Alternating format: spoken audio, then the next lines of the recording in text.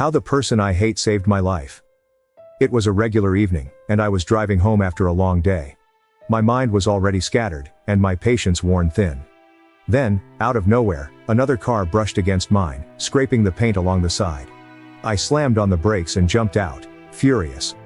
The driver of the other car, a calm-looking guy, got out as well. Without missing a beat, I started yelling. "Are you blind? Look at the damage. This is all your fault." My voice grew louder, my anger flaring with each word.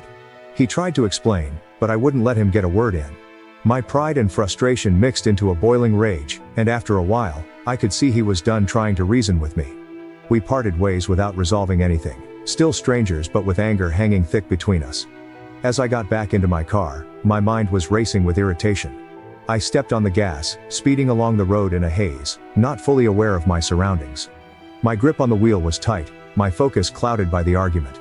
Suddenly, a car came into view up ahead, too close and too fast. I swerved hard to avoid it, losing control in an instant. The world spun, and before I knew it, I had collided with a large tree.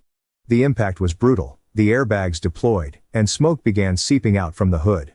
My body was aching, and I could barely move. Panic set in as flames started to lick the front of the car. I realized, trapped and alone, that I couldn't get out by myself. Then, through the smoke, I saw a figure running toward me. It was the man from before, the one I'd yelled at, the one I'd blamed. Without hesitation, he grabbed a tool from his car and smashed through my window, reaching in to pull me out. The flames had grown, and I could barely breathe, but he didn't stop.